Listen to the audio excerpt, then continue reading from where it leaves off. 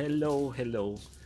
I'm going to record a couple of thoughts and ideas from my experience as a contractor and my experience being on the other boat, like hiring and dealing with contractors, and in this case dealing with electrical contractors. Same thing, I have very similar experience when I was volunteering in a strata board dealing with the plumbers. Exact the same behavior. Is like you deal with lots of low-level people, even in my area here. Where you think that this is a nice area surrounded by nature, mountains, and beautiful place, and you expect that you encounter only beautiful minds. You think that the nature or God or whoever created the nature, and based on that only nice people got here. But I'm telling you, every big city have residents, contractors, workers who are very opportunistic. They go there, move there, work there because there is an opportunity to make an easier life. And easier life could be they get a job, they get education, or doing what they know, especially contractors doing what they know, but taking advantage of the market. One quick side story: when I moved to Canada 20 something years ago, my first job, or yes, I think it was my first or my second job, I was working on a TV repair shop, working for one of the worst crooks. Like, it was not a bad guy, like one of those criminals who would kill people for money, for profit or something. And not that low. Was a person who would lie at every sentence. He would lie something, lie like a cheater, overcharging, lying customers about what we did, what type of repairs we've done and stuff like that. Then I thought, this guy deserves a book about him, about the way he does business. And that was my thought at the time, because I was new to Canada and I haven't seen the whole picture. And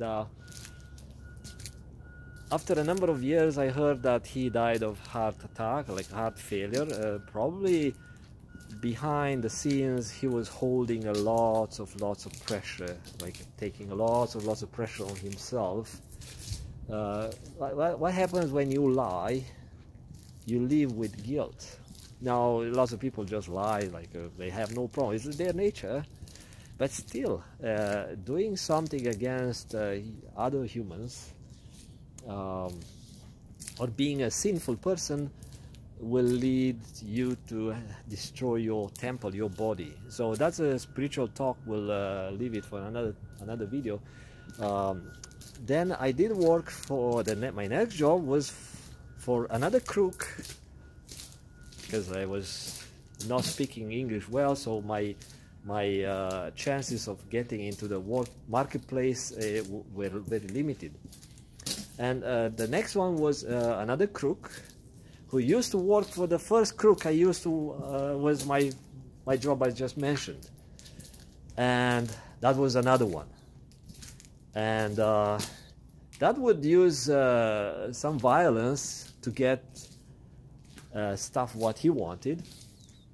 Was not big, muscular guy, but he was in the bad people world, connected to some bad people, and I didn't know what I'm getting into. So that was another one. He had to move out of this area. I heard he moved somewhere, Toronto, somewhere else. And anyway, so I will give you a story how one of the contractors tried to, he managed actually to overcharge us because our board members at the time, our strata board members, were just regular people holding regular jobs, not contractors, just like some office people, stuff like that. And they only looked at the numbers, like the totals, how much is the total invoice. Okay, should we argue? No, we don't. And what happens in many strata type of organizations or associations, the strata board members, they have one of the guys, woman, whatever, one of the people in the board either taking a share, a slice of the invoice, like getting bribes, and it's Canada, I'm telling you. So they get something like that, or they just support the contractor, like are on the contractor side, and it's because of maybe their emotional nature. And it happens a lot with women. So contractors generally are guys, and contractors, business owners, are generally good looking and aggressive type, like one of those alpha males, because that's why they got this type of business started, because they need to be aggressive in order to deal with the competitors, get customers and stuff. It can't just be like, yeah, look at this birdie, it's like, ooh, when the customer is coming, oh yeah, is any customer coming today? Yeah, I wish I had a nap. No, you have to be aggressive, you have to be focused and chase the customers, because it's a competitive marketplace, especially in construction, repairs, home repairs, renovations. Oh, renovation, it's like really aggressive stuff, like asbestos removal. Ooh, I have stories about asbestos removal contractors, nasty stories, I'm telling you. Poisoning people with intent, but not intent to poison the residents, but intent to make money, knowing that what they do is causing health issues. So it's, I'm telling you, I know real stories, and those people don't like those stories to be shared. So at some point I talked to one of the contractors in that type of business, in asbestos removal business. I said, I need someone, an expert witness, to support what we discovered here. So we pay you for that. Can you come and have a look at the job, how it was done? Because the worker compensation insurance company, which is a government agency, it seems that it keep ignoring. Finally, I got what I wanted. I got inspectors coming in, shut down the site. That was another story. But what I'm saying, I try to get one contractors from that type of field, asbestos removal contractor, like it's kind of an environmental company contractor, and it would not come. So they know they kind of not helping each other when it's about chasing customers, but when someone else is trying to chase one of the bad guys, they are all like a pack of wolves. So now, going to the electrical contractor, little side story. We had a bunch of halide lights, like old, not halogen, but halides, like a HID type of lights, with sodium lights, let's call it, the yellowish light. And it was costly for us to pay the maintenance guy or the contractor to put up a ladder, spend some time and replace the bulbs and stuff like that, because they have a limited lifespan. And we decided to go with LED fixtures, like LED lights, because at the time, maybe 9 years ago, 10 years ago or something, it was newer technology, and not many people were using LED lights. And we invited 3 contractors to provide 3 quotes. And usually we went for the cheapest quote. And the contractors got this inside information. I mean, this is not inside information because every contractor knows that. You know, if you deal with stratas, like they have to get approval and stuff, and they usually go for the cheapest. And they know that's not a secret. But what they learned, these contractors, or one of them actually, learned that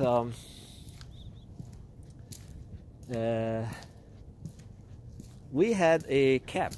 So the strata board was approving invoices below $10,000 at the time. That was the cap. Then everything above $10,000 was supposed to go to the strata members, to all residents to get approved. And now a contractor comes with a quote, the cheapest one, like 20-something thousand, I think it was $25,000. Everyone else, like the other two, like 30-something, 45,000 or something. I think 45 was the highest, yes. And we went for the cheapest one. And the guy had 2 men or something. They did the job for a couple of days, a week. And I have a decent memory, especially when it was an event that I was involved in, to chase down this contractor and figure out why we get this much money and why they did a crappy job. So what happens, they installed a number of light fixtures like LEDs, and the first problem was that we're creating a glare in people's bedrooms. So people were complaining that you know what, these lights are too powerful, and I'm looking at the lights, are not really powerful, but because this LED technology, the light itself, it's shining differently than the halide. It's not that soft kind of a uniform. It's kind of a pungent light, is sneaking into through your curtains and stuff. And so we had a few board members at the time connected to the emotional side. So we had few women saying, oh yeah, that's fine, just tell these complainers to use curtains. Of course, we had white curtains, and we tried, but no, it would make almost impossible to sleep because of. And I said, we need to install some shields, but that's not our problem. It's the contractor. He was supposed to make us aware and include this in a quote, that we need light shields for these lamps, because the beam width, the angle this light is shining to the ground where we needed the light, was a bit different than the old lights. And he, as a contractor, he was supposed to have experience and was supposed to know this is the beam width of the lamp, like it's shining, let's say 50 degrees, 90 degrees or whatever, and the needed lit area is this area. So he was supposed to have like a walk around, like a site survey, we call it site survey, or a site estimate, and based on that he was supposed to select lights, man hours, materials, and provide a total on the quote. But he didn't do that. So the women in the board were complaining that I want to cause issues to the contractor, and I said, no, you actually are supporting the contractors to overcharge us. And so we had some argument at the time, and then people were complaining, or residents were complaining, there's not enough light.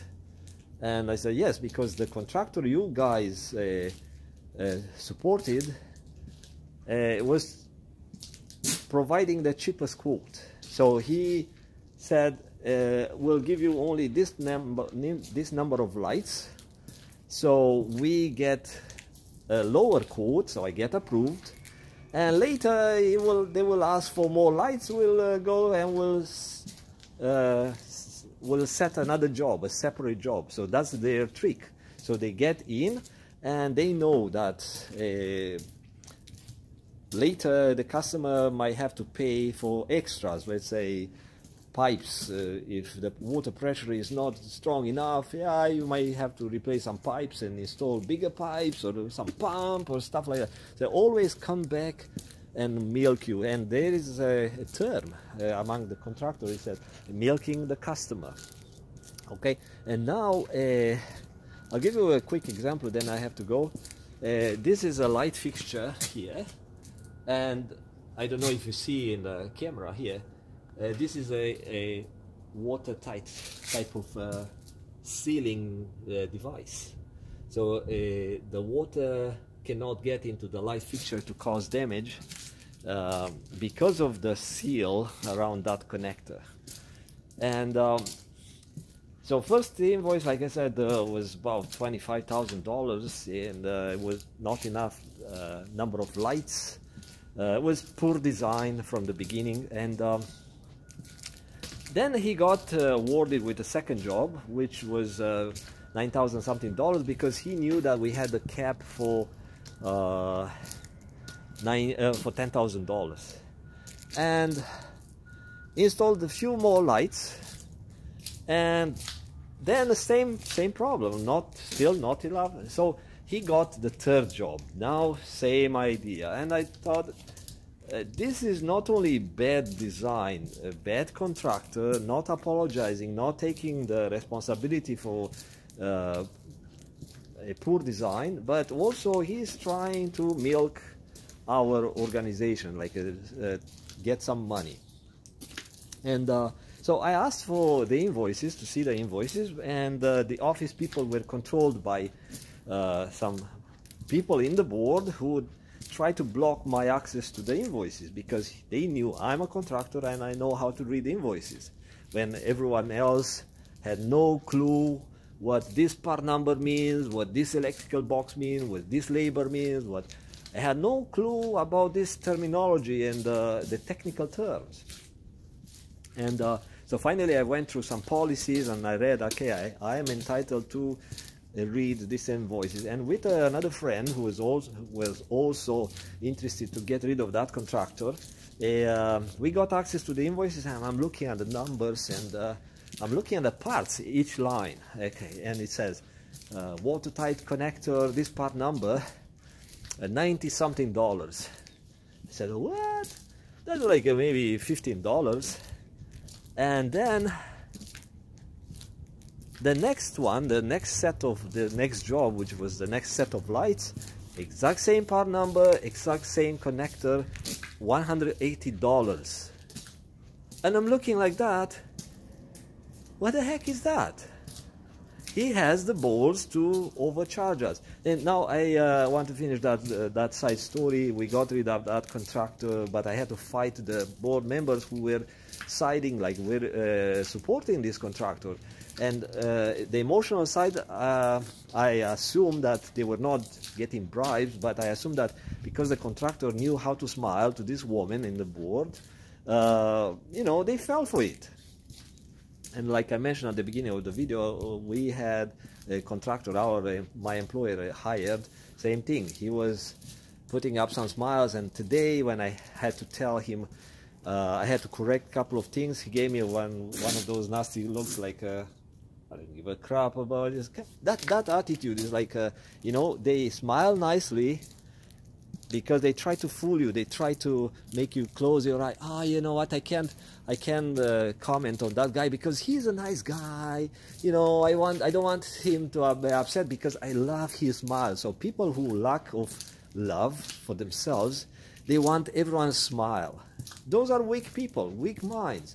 So I don't fall for this fake smile of someone who is trying to fool me because they think I want their smile. No, okay?